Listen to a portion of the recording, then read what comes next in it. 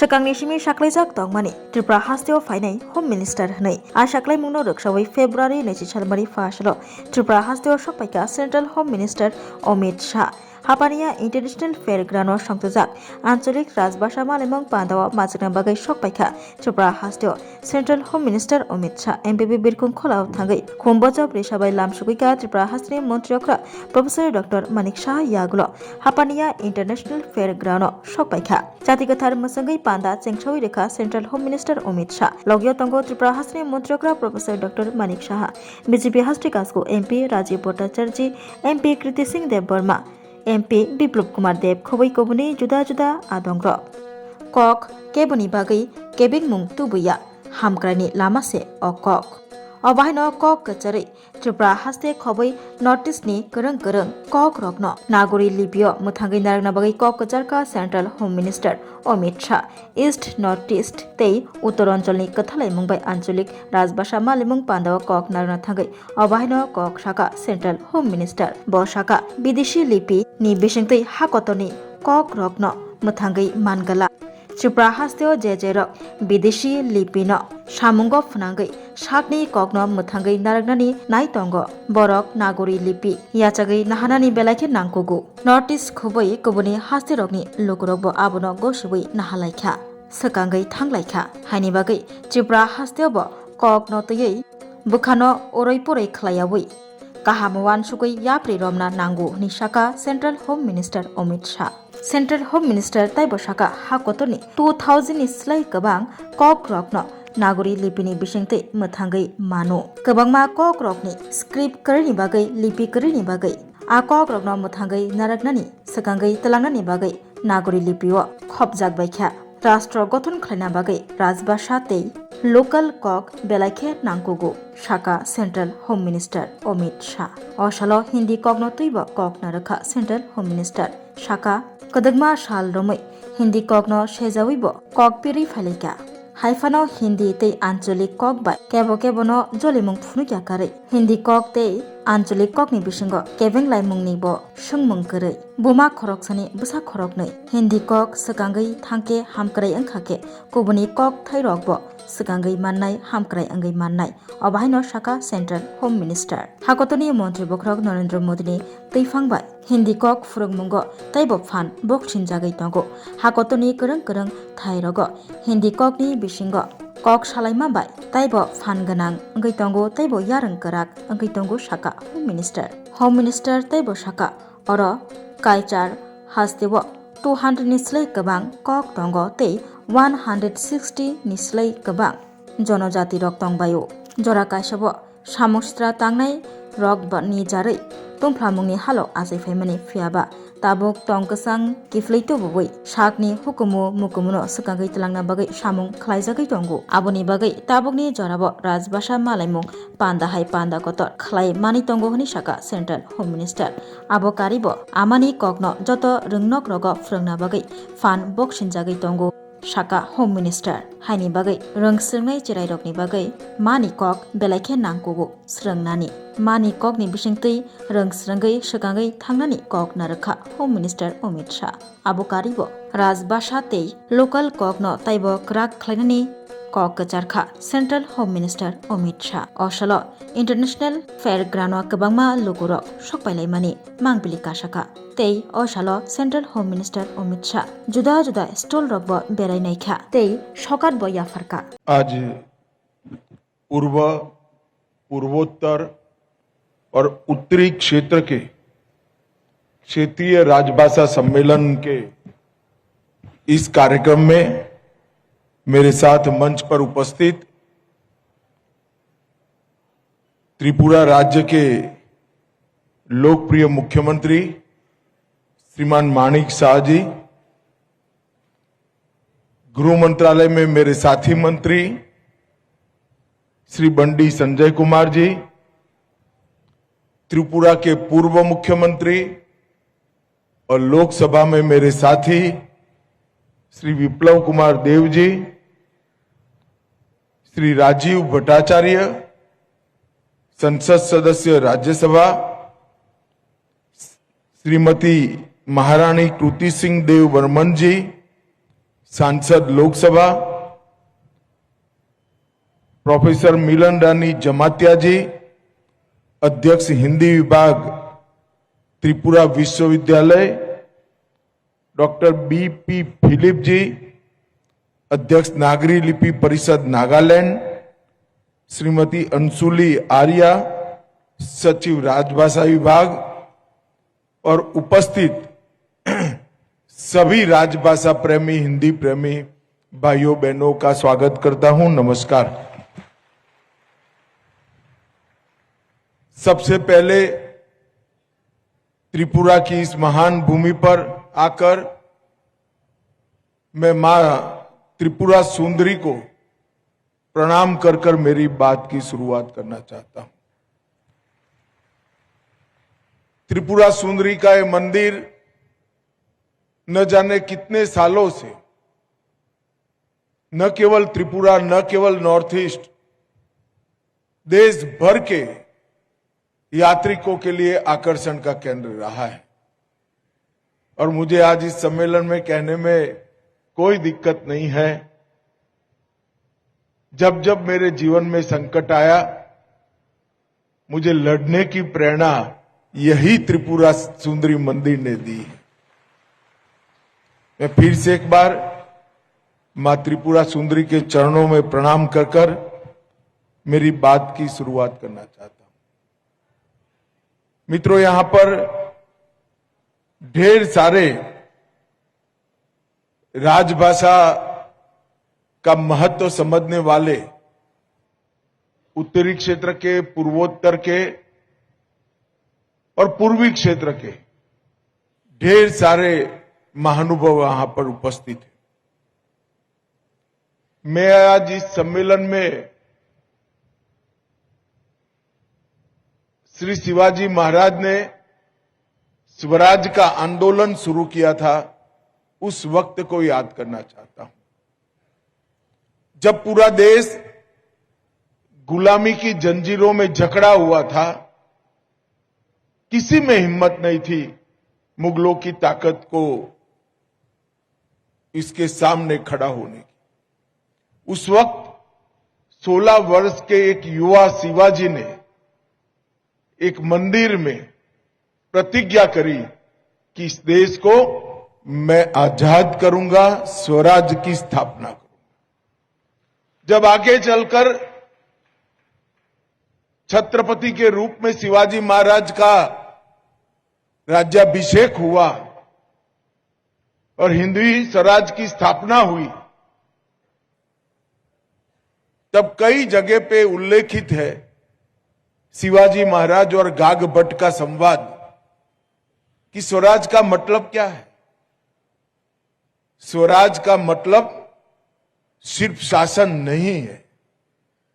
स्वराज का मतलब होता है स्वभाषा, स्वराज और स्वधर्म, ये तीनों मिलकर स्वराज होता है। और आज हमारे संविधान निर्माताओं ने शायद यहीं से प्रेरणा लेकर हिंदी को देश की राजभाषा बनाने का निर्णय किया होगा, जो आज हमें स्व की ओर वापिस ले जाने की एक बहुत बड़ी आंदोलन बनकर हमारे सामने हिंदी उभरी है। मित्रों, कई सालों तक हिंदी के लिए अपप्रचार किया गया कि हिंदी थोपी जा रही है। संस्कृत हो, हिंदी हो, यह आचार्य भावे ने जिसका आग्रह करा वो नागरी लिपि, ये सभी नागरी लिपि से जानी जाने वाली भाषाएं हैं। और नागरी लिपि को हम सभी बोलियों के साथ जोड़ देते हैं तो हम हमारे देश की 2000 से ज्यादा बोलियों को संरक्षित करने का काम अपने आप कर देते हैं। वो बोलियां लुप्त नहीं होगी। ये सारी बोलियों को संरक्षित करना है तो हमें नागरी लिपि के आंदोलन को और मजबूत कर 2 कदम आगे ले जाने की जरूरत है। और मुझे विश्वास है कि आने वाले दिनों में सारी बोलियां नागरी लिपि को स्वीकार कर अपनी बोली को एक लंबा आयुष्य देने के लिए निश्चित रूप से तैयारी करेगी और वो हमारे लिए बहुत बड़ा दिन होगा। मित्रों, आज यहां पर ढेर सारे पुस्तकों का प्रकाशन किया गया और सबसे बड़ी बात है, दृष्टिबाधितों को एआई संचालित चश्मे का वितरण किया गया।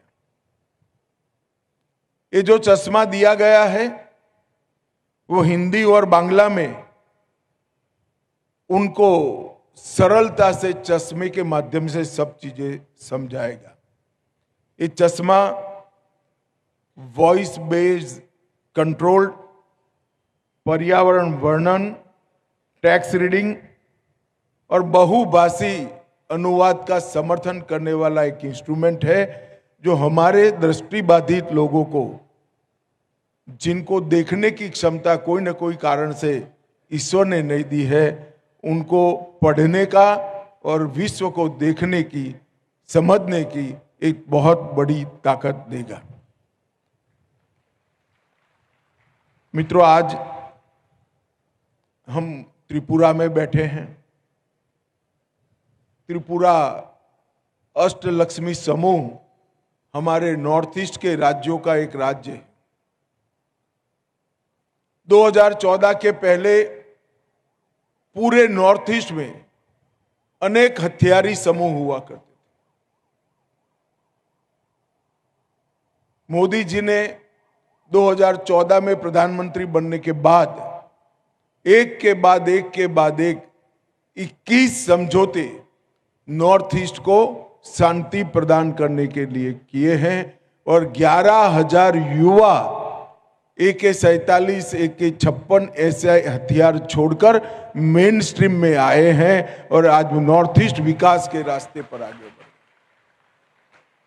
पूरे नॉर्थ ईस्ट में एक जमाने में बंद, ब्लॉकेड, गोलियों की आवाज, बम के धमाके ये सुनाई पड़ते थे। आज यहां टूरिज्म बढ़ा है। आज पूरे उत्तर भारत की राजभाषा का सम्मेलन भी यहां हो रहा है और इन्वेस्टमेंट भी बहुत बड़ा नॉर्थ ईस्ट के अंदर आ रहा है। मैं मानता हूं कि इस 10 साल में 21 समझौते के माध्यम से नरेंद्र मोदी जी ने नॉर्थ ईस्ट को विवाद की जगह विकास की भूमि बनाने में एक बहुत बड़ी भूमिका करी। मैं पूर्वोत्तर की भूमि पर हूं। कई लोगों ने मुझे पूछा था कि भाई राजभाषा का सम्मेलन त्रिपुरा में क्यों करना है, नॉर्थ ईस्ट में क्यों करना है। मैं आज इस मंच के माध्यम से पूरे देश को बताना चाहता हूं कि भारतीय भाषा और राजभाषा को मजबूत करने का कोई भी प्रयास, इसके लिए सबसे उपयुक्त जगह कोई है तो हमारा नॉर्थ ईस्ट है। अकेले नॉर्थ ईस्ट के 8 राज्यों में 200 से ज्यादा भाषाएं और बोलियां बोली जाती। इतनी विविधता वाली भाषाई संपदा, समृद्धि शायद कोई देश में भी नहीं होगी। हमारे देश के पूर्वोत्तर क्षेत्र में 200 से अधिक भाषाएं और बोलियां बोली जाती। 200 से अधिक जनजातीय समूह हैं।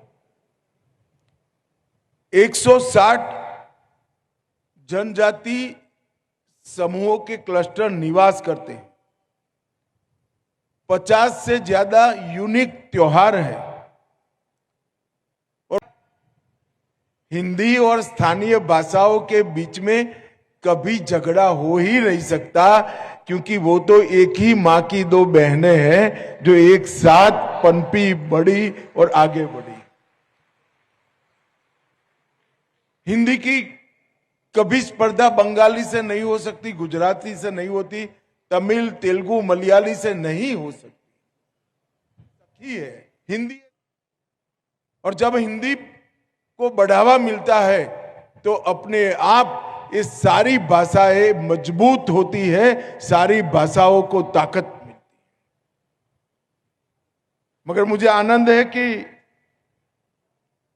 ये 10 साल में ये अपप्रचार ने बिल्कुल अपना स्थान देश में खो लिया है और नरेंद्र मोदी जी के नेतृत्व में पूरा देश स्वभाषा सीखकर, स्वभाषा अपनाकर आगे बढ़ने का संकल्प लेकर आज मजबूती के साथ खड़ा है। यह भी अपप्रचार हुआ कि अपनी भाषाओं का बढ़ावा देंगे तो हम विकास से दूर हो जाएंगे, अनुसंधान से दूर हो जाएंगे, विश्व में अलग धलग पड़ जाएंगे। जो ये लोग कहते हैं उनको मैं पूछना चाहता हूं, जर्मनी हो या जापान, कोरिया हो या फ्रांस, रसिया हो या चीन, इस सभी भाषाओं में पढ़ाई लिखाई से लेकर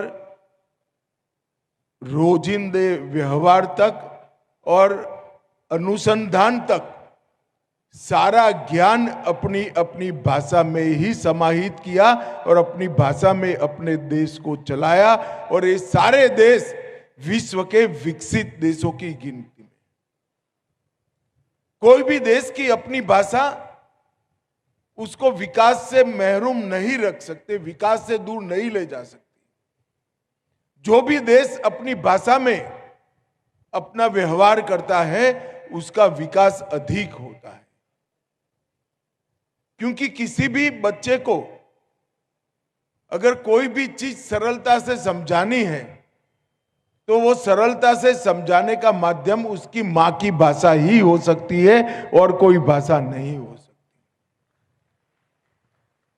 आप भी जब किसी और भाषा बोलते होंगे, अगर आप बंगाली बोलते हैं तो पहले आपका दिमाग बंगाली में अनुवाद करेगा, फिर इसका जवाब बंगाली में तैयार करेगा और फिर अन्य भाषा में भाषांतरित कर कर वो बोलेगा। अगर ये बात बच्चे को करनी पड़ती है तो इसकी सीखने की क्षमता 1/3 हो जाती है। इसीलिए भारत सरकार ने तय किया है कि बच्चों की प्राथमिक शिक्षा अपनी भाषा में होगी, अपनी भाषा में ही बच्चे प्राथमिक शिक्षा पूरी करेंगे। आज अच्छा हुआ अंशुली जी ने डॉक्टर बीपी फिलिप को यहां पर बुलाया है। उन्होंने नागरी लिपि के महत्व को बहुत सुंदर तरीके से समझाया। विनोबा भावे जी ने अपना पूरा जीवन नागरी लिपि के प्रचार प्रसार में खर्च किया। आचार्य भावे ये भारतीय भाषाओं के बहुत बड़े समर्थक थे, बहुत बड़े प्रशंसक थे और बहुत आग्रह से भारतीय भाषाओं के प्रचार प्रसार का काम करते थे। उन्होंने 2 कदम आगे जाकर सोचा कि इस देश में कई भाषाएं तो हैं जिनकी लिपि है, मगर कई सारी बोलियां भी है जिसकी लिपि नहीं है। तो ये बोलियों को भी संभालना चाहिए, बोलियों को भी संग्रहित करना चाहिए। अगर ये बोलियों को संग्रहित करना है तो सारी बोलियों की एक लिपि बनानी पड़ेगी और वहीं से नागरी लिपि की संकल्पना आई है। और मैं आज मोदी जी एआई का बहुत बड़ा सम्मेलन कर रहे हैं, प्राकृतिक मेगा का। इसमें दुनिया भर के विद्वान आए हैं। डॉक्टर बीपी फिलिप ने कहा वो बात सही है कि नागरी लिपि कंप्यूटर फ्रेंडली लिपि है और सबसे ज्यादा वैज्ञानिक लिपि नागरी लिपि है। नीति निर्माण मतलब पॉलिसी मेकिंग, राष्ट्र निर्माण, नेशन बिल्डिंग, ये दोनों में सबसे ज्यादा कोई योगदान दे सकता है तो राजभाषा और हमारी स्थानीय भाषाएं दे सकता है। और हम नॉर्थ ईस्ट के कई महानुभावों को जानते हैं जिन्होंने देश और दुनिया में हिंदी के माध्यम से नॉर्थ ईस्ट का नाम रोशन किया, अपना खुद का नाम। डॉक्टर भूपेन हजारिका जी, महान संगीतकार, त्रिपुरा के ही सुपुत्र एस.डी. बर्मन जी, आर.डी. बर्मन जी, सिक्किम के डैनी डेंगजिप्पा, मेघालय में पैदा हुए जुबिन गर्ग, कई सारे लोगों ने हिंदी के माध्यम से नॉर्थ ईस्ट से निकलकर हिंदी के माध्यम से पूरे देश और दुनिया में प्रसिद्धि प्राप्त की। उनके लिए हिंदी देश में जाने का एक मंच बना, राजभाषा देश भर में पहुंचने का एक माध्यम बनी। और यही बात हर राज्य को लागू होती है। अभी ये मुख्यमंत्री साहब हमारे एमओएस बंडी जी को अभिनंदन देते थे कि बंडी जी तेलुगु है और राजभाषा सम्मेलन में हिंदी बोले। डॉक्टर साहब आप भी बांग्ला हो, त्रिपुरा के हो, मगर बहुत अच्छी हिंदी बोलते हैं। और मैं भी गुजरात से आया हूं। गुजरात हिंदी भाषी राज्य नहीं है,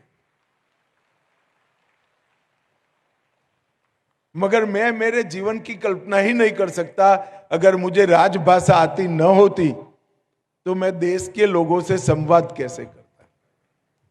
आज मैं महाराष्ट्र जाता हूं, पंजाब जाता हूं, बंगाल जाता हूं, त्रिपुरा जाता हूं, आसाम जाता हूं, देश भर में घूमता हूं।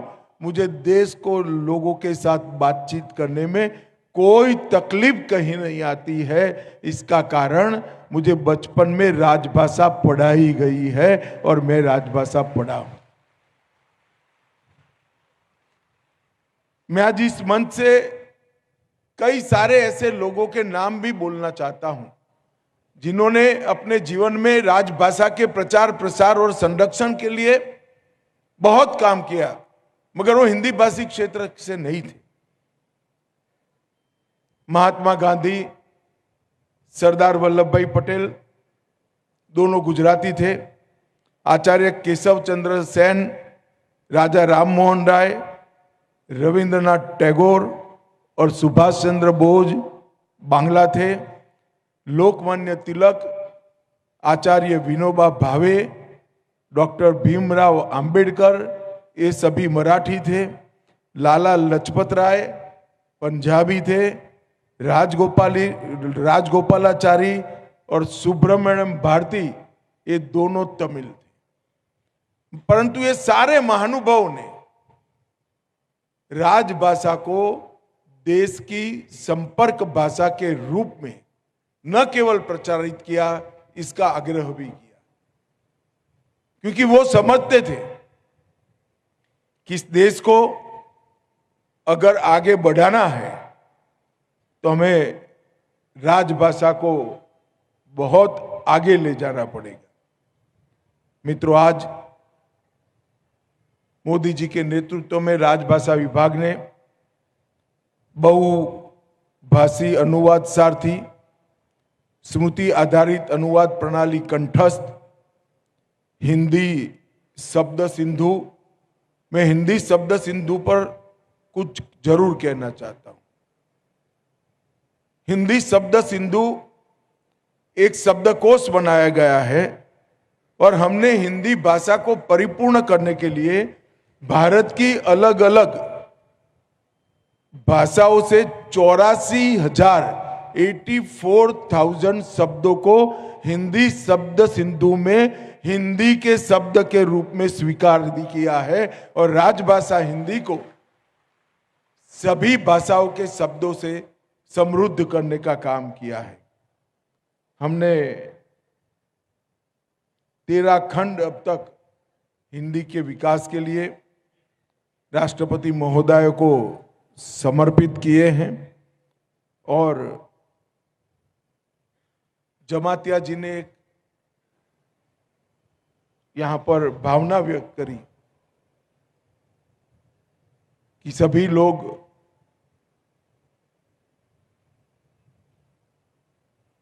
नागरी लिपि को स्वीकार करें और नागरी लिपि में अपनी बोलियों को ढालने का प्रयास करें। त्रिपुरा में कुछ लोग अलग दिशा में भी मांग कर रहे हैं। मेरे सभी से विनती है, क्लस्टर निवास करते हैं, 50 से ज्यादा यूनिक त्योहार है और पूरा देश जिसको स्वीकृत करता है, ऐसे 30 से अधिक पारंपरिक नृत्य शैलियां भी सिर्फ नॉर्थ ईस्ट के अंदर। मैं तो जब भारतीय जनता पार्टी का राष्ट्रीय अध्यक्ष बना तब नॉर्थ ईस्ट का मेरा प्रवास हुआ, 21 दिन का प्रवास हुआ था। तब मुझे मालूम पड़ा कि संस्कृति का खजाना पूरे भारतवर्ष में कहीं पर है तो हमारे नॉर्थ ईस्ट के अंदर है। इतना रिच कल्चर पूरे विश्व में कहीं नहीं। और जब भाषाओं को संरक्षण की और भाषाओं को संवर्धन की बात होती है, तब जहां रिच संस्कृति होती है वहीं समृद्ध भाषाएं होती। समृद्ध भाषाओं के बिना समृद्ध संस्कृति बन ही नहीं सकती। त्रिपुरा का भी उदाहरण देखिए, बांग्ला, कोकोबोरोक और हिंदी, तीनों भाषाएं यहां बहुत अच्छे तरीके से बोली जाती है। अगर भाषाओं के नाम पर विखवाद करने वालों को भाषाओं का सह अस्तित्व समझना है तो उनको त्रिपुरा में आना चाहिए। त्रिपुरा में भाषा के कारण कभी विखवाद या विवाद नहीं हुआ। तीनों भाषाएं समांतर रूप से एक साथ पली बढ़ी, आगे भी बढ़ी और मुझे विश्वास है कि और आगे बढ़ी। राजभाषा सिर्फ संवाद की भाषा नहीं होनी चाहिए। नीति निर्माण मतलब पॉलिसी मेकिंग, राष्ट्र निर्माण, नेशन बिल्डिंग, ये दोनों में सबसे ज्यादा कोई योगदान दे सकता है तो राजभाषा और हमारी स्थानीय भाषाएं दे सकता है। और हम नॉर्थ ईस्ट के कई महानुभावों को जानते हैं जिन्होंने देश और दुनिया में हिंदी के माध्यम से, मेरे सभी से विनती है कि पूरे नॉर्थ ईस्ट की लगभग सभी स्थानीय भाषाएं, बोलियां नागरी लिपि को स्वीकार कर चुकी है। त्रिपुरा ने भी नागरी लिपि को स्वीकार करना चाहिए और आग्रह के साथ अपनी आइडेंटिटी को मजबूत करना चाहिए। हम सभी नॉर्थ ईस्ट के जाति समूह आइडेंटिटी के लिए समर्पित है, अपनी पहचान के लिए समर्पित है। अपनी पहचान किसी विदेशी लिपि में कैसे हम संभाल कर रख सकते हैं? हमारी पहचान हमारे देश की लिपि में ही हम संभाल कर रख सकते हैं। और सभी ने इस विषय पर सहमति बनाकर आगे बढ़ना चाहिए। लिपि और भाषा विवाद का मुद्दा नहीं होना चाहिए। लिपि और भाषा विकास के लिए बनाए गई माध्यम है। अंत में आज के सम्मेलन के माध्यम से मैं देश भर के अभिभावकों को एक अपील करना चाहता हूं कि आपका बच्चा किसी भी माध्यम की भाषा में पढ़ता हो, परंतु घर में बच्चे के साथ आपकी मातृभाषा में ही बात करिए और बच्चे को मातृभाषा सिखाइए। अगर बच्चा अपनी मातृभाषा से सीखने से वंचित रह जाएगा, वो आपके साहित्य से वंचित हो जाएगा, वो आपकी भाषा की कविताओं से वंचित रह जाएगा, आपके भाषा के सुभाषितों से वंचित रह जाएगा, आपके प्रदेश के इतिहास से वंचित रह जाएगा और अंततोगत्वा हमारी संस्कृति से भी कट ऑफ हो जाएगा। अगर हमारे बच्चों को हमने भारत के साथ, हमारे प्रदेशों के साथ, हमारे संस्कार के साथ, हमारी संस्कृति के साथ जोड़कर रखना है तो सभी अभिभावकों को, माता पिताओं को मेरा आग्रह है कि घर में अपने बच्चों के साथ अपनी मातृभाषा में ही संवाद करिए और बच्चे को अपनी भाषा जरूर सिखाइए, लिखना भी सिखाइए, पढ़ना भी सिखाइए, बोलना भी सिखाइए।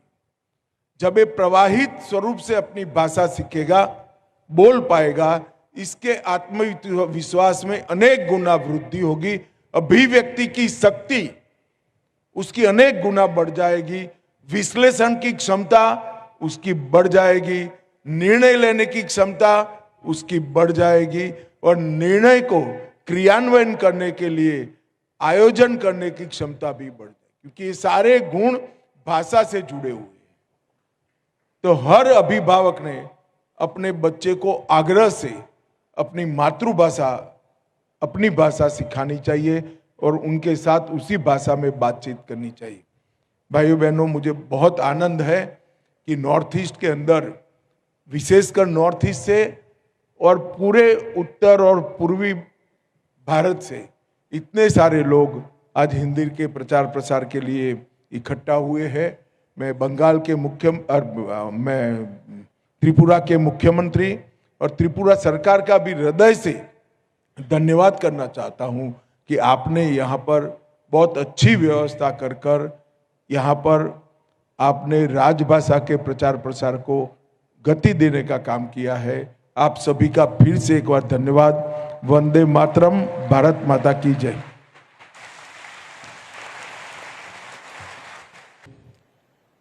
और मंच के नीचे उपस्थित सभी को मेरा नमस्कार और जतना खुलुमखा। आज मंच पे विराजमान हमारे श्रद्धेय गृह मंत्री जी माननीय श्री अमित भाई शाह जी, जिनके कारण मैं समझता हूँ आज का ये जो यहाँ पर सम्मेलन है ये संभव हुआ है।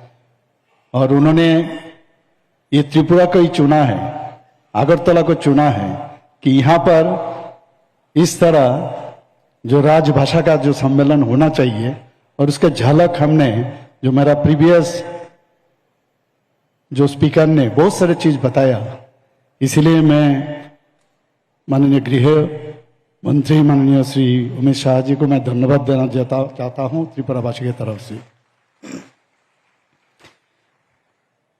मंच पर उपस्थित माननीय केंद्रीय गृह राज्य मंत्री श्री बंडी संजय कुमार जी, इतना अच्छा लगा, उन्होंने कहा कि मैं एक तेलुगु हूँ लेकिन मैं आजकल इतना बढ़िया से हिंदी बोलता हूँ और लिखता भी हूँ, और इससे मुझे लगता है हम लोगों को इंस्पिरेशन होना चाहिए। और इस सम्मेलन में ये इनका ये बात जो है हम लोगों के सामने रखे हैं, हम भी इंस्पिरेशन हुए। मैं उनको धन्यवाद देना चाहता हूँ त्रिपुरा भाषा की तरफ से।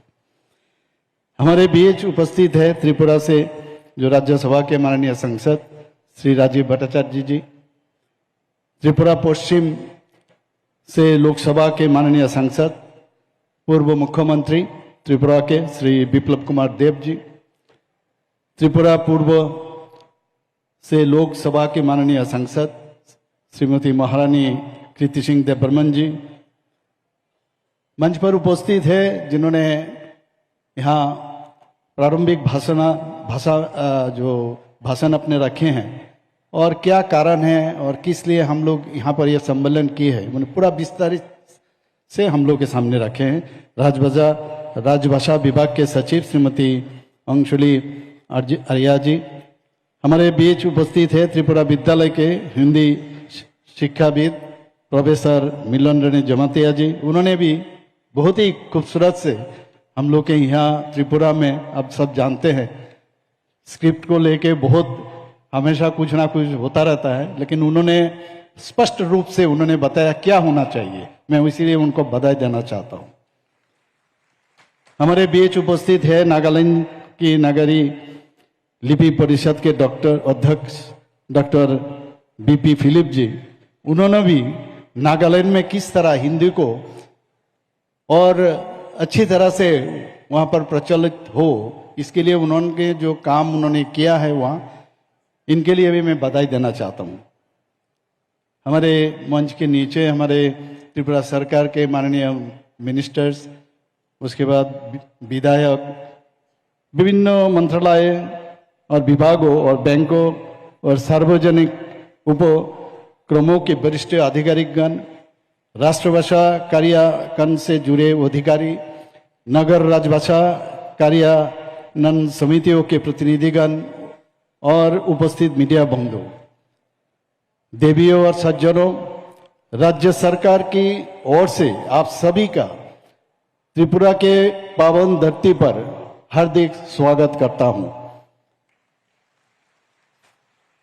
मैं जब आज काली में दिल्ली से आया था, मैं प्लेन में मैंने देखा पूरा प्लेन भरा हुआ है और मैंने देखा सभी इस सम्मेलन में आने के लिए सब बुक किए हुए हैं और खबर मिला है त्रिपुरा में रूम ही नहीं है, सब होटल भरपूर है और मैं अकेले आदमी हूँ, शायद मेरे साथ जो 2-4 आदमी थे। तो बहुत ही अच्छा लगा, इतना बड़ा एक सम्मेलन त्रिपुरा में हुआ है और इसका श्रेय हमारे माननीय गृह मंत्री जी को जाता है और मैं इतना खुश हूँ कि ऐसा सम्मेलन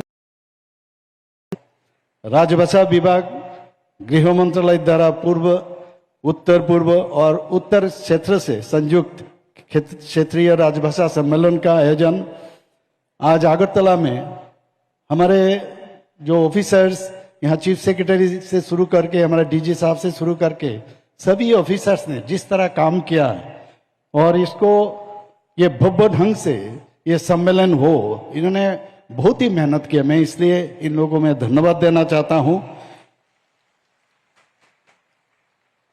सरकारी विभागों और कार्यालय और बैंकों में हिंदी के उपयोग का बढ़ावा देने के लिए एक मंच के रूप में राजभाषा सम्मेलन का असाधारण महत्व है।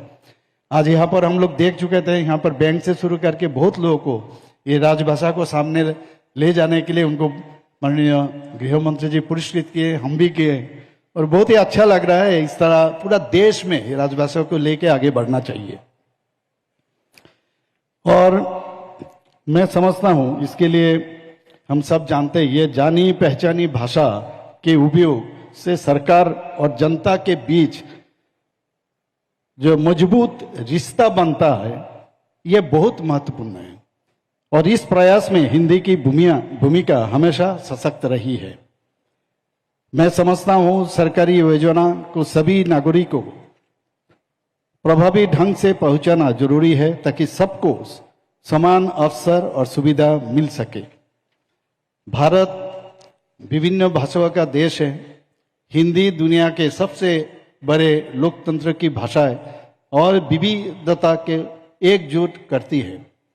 स्वाधीन स्थानीय भाषाओं के संरक्षण और राष्ट्रभाषा का हिंदी का प्रसार दोनों साथ साथ चले। ऐसा नहीं है खाली हिंदी भाषा चले, इसके साथ साथ चले स्थानीय भाषा जो लोकल लैंग्वेज है उसको भी साथ साथ चले। आज मैंने देखा कुछ हमारा विरोधी पार्टी कह रहे हिंदी यहाँ पर मैंने जबरदस्ती हिंदी को यहाँ पर प्रचार के लिए कर रहे हैं। उनके लिए मैं ये कहना चाहता हूँ ऐसा नहीं है, पहले आप सुनो समझो उसके बाद बात करो। ये हमारी सोच है, यही उत्तर पूर्व की भावना है कि राष्ट्रभाषा हिंदी का प्रचार होना चाहिए और साथ साथ हमारा लोकल लैंग्वेज जो है उसको भी आगे बढ़े और यही हमारे देश का ताकत भी है। हिंदी दुनिया की तीसरी सबसे ज्यादा बोली जाने वाली भाषा है। हिंदी हम आम लोगों के जुड़ी है और आम लोग भी हिंदी से गहराई से जुड़े हैं। माननीय प्रधानमंत्री श्री नरेंद्र मोदी जी के नेतृत्व में भारतीय भाषा और संस्कृत के नवजागरण का सुनहरा दौर शुरू हुआ है। चाहे वो संयुक्त राष्ट्र का मंच हो, G20 शिखर सम्मेलन हो या संघाई सहयोग संगठन का भाषण हो, मोदी जी ने हिंदी और अन्य भारतीय भाषाओं में बातचीत करके भारतीय भाषाओं का प्रतिष्ठा बढ़ाए। पूर्व प्रधानमंत्री अटल बिहारी वाजपेयी जी ने संयुक्त राष्ट्र महासभा के सत्र में हिंदी में ऐतिहासिक संबोधन देकर विश्व मंच पर हिंदी भाषा का मान बढ़ाया। उस वक्त हम लोग सोच रहे थे ये कैसे उन्होंने हिंदी भाषा से उन्होंने वहां पर बात रखे हैं, और बाद में अब हमारे माननीय प्रधानमंत्री जी जिस तरह हमेशा हर जगह जाके हिंदी में भाषण देते हैं, लगते है शुरुआत हमारे अटल जी ने शुरू किया था और हमारे माननीय प्रधानमंत्री जी इसको आगे बढ़ा रहा है। हिंदी भाषा का शब्दकोश बहुत समृद्ध है। ये जो एक भाव है और उसका भाव को व्यक्त करने के लिए सैकड़ों शब्द मौजूद है। हिंदी को संस्कृत की शब्द संपदा और नए शब्द बनाने के शक्ति विरासत में मिली है। ऐसा नहीं है काल हो गया परसों है, ये ट्रेडिशनली ये मिला है। देशी भाषाओं और अपनी बोलियों से भी शब्द लेने में वो कई झिझक नहीं रुकती। अंग्रेजी में मूल शब्द करीब 10,000 है, 10,000, जबकि आप सुनकर बहुत खुश होंगे, जबकि मूल शब्दों की संख्या हिंदी के 2.5 लाख से भी ज्यादा है। भाषा के उद्देश्य हम सब जानते हैं, लोगों को जोड़ना है, बांटना नहीं है। राष्ट्रीय शिक्षा नीति 2020 में भारत के विभिन्न भाषाओं के विकास और अभ्यास के क्षेत्र में विशेष महत्व दिया गया है। मातृभाषा में पढ़ाने और सीखने की प्रक्रिया को विद्यालय और उच्च शिक्षा के हर स्तर पर शामिल करने की पहल की गई है। अधिक से अधिक उच्च शिक्षा संस्थानों में मातृभाषा या स्थानीय भाषा के माध्यम से सभी निर्देश देने की सिफारिश की गई है इस 2020 राष्ट्रीय शिक्षा नीति में। हमारे लक्ष्य ये सुनिश्चित करना है कि हिंदी और अन्य भारतीय भाषाएं सिर्फ बातचीत का जरिया ना हो, बल्कि तकनीक और विज्ञान, न्याय, शिक्षा और प्रशासन के मजबूत नींव बने। इस विविधता के बीच भी प्रशासनिक समन्वय, राज्य के बीच संपर्क और केंद्र के साथ निर्बाध संबंध बनाए रखने के लिए वैसी भाषा की जरूरत होती है जो सबको जोड़ सके। हिंदी भाषी कर्मचारियों के साथ साथ जो गैर हिंदी भाषी क्षेत्रों के कर्मचारियों के लिए भी हिंदी एक संपर्क भाषा के रूप में इस्तेमाल होती रही है।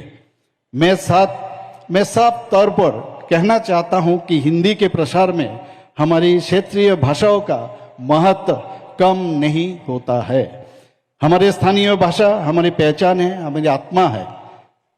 आज त्रिपुरा में हिंदी भाषा के अभ्यास बढ़ा है।